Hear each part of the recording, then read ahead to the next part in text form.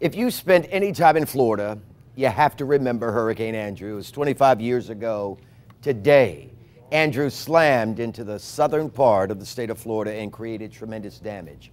It was a Cat 5 hurricane that caused more than 1.1 million people to evacuate the area.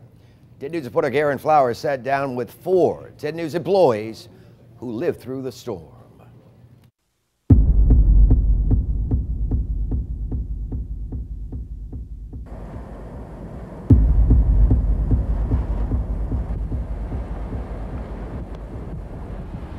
When Hurricane Andrew was approaching Florida, it was thought to be a minimal to medium strength storm. But when it moved in and got very close to shore, it wrapped up very quickly, gained even more strength, and when it moved in, it was a monster.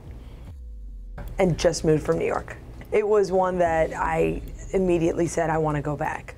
Hard enough to, leave all your friends and your family behind, and then to have a hurricane like that come through, I definitely wanted to go home. Like I probably lived through maybe like 6 others, and nothing was ever as bad as Andrew was. I remember not taking it seriously. We didn't do a lot of things as far as boarding up, windows and doing all that craziness. So we were just, I think we may have done, duct tape and stuff like that. I mean, it was traumatic. It was just my mom and I, and my mom is recently divorced. And, we were hiding in a bathroom. You hear all these noises, you don't know where it's coming from, you don't know what's gonna happen. Our roof ripped off. We were safe, but in the moment, you don't know that. I remember myself, my mom, my dad, and my grandmother all jammed into this tiny bathroom. It was maybe like 5 by 5, the smallest guest bathroom you could imagine. Oh, and our cat, litter box, whole thing. We're all just in there because it was the safest spot in our house, which was small to begin with. It was a townhouse, so it was a little more protected. Just crammed in there for what seemed like hours. So we had a small 280ZX in the garage, huddled next to that, and we just heard the house just kind of fall apart. Then when you hear that crunch of a roof, like the tiles of a roof coming off, it sounds like a car accident, but you're underneath that car accident.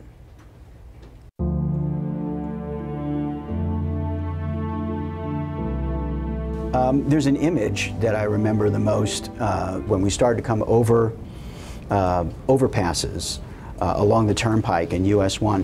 When we started to approach the area, we could come up on top of a hump and you could see, because Florida's flat, all the way to the horizon. And I said it's like, I used the phrase at the time, even in my reports, it was like God's weed whacker had come across. There was just nothing. I remember the neighborhood coming together. I remember leaving our home. We were new to the neighborhood, and everyone was picking up. We weren't the only ones with damage. So that was kind of how we became friends with our neighbors. It was that type of tragedy that brought us together. So I would say definitely pay attention to the evacuations. I wish we had the luxury of being able to just go. If I didn't work in news, I'd probably pack up and go to the safest place a week in advance if I knew something serious was going to happen here. So if you can do that, it's ridiculous not to. And that, for me, having grown up in Miami, was a devastating image. I was personally hurt by it.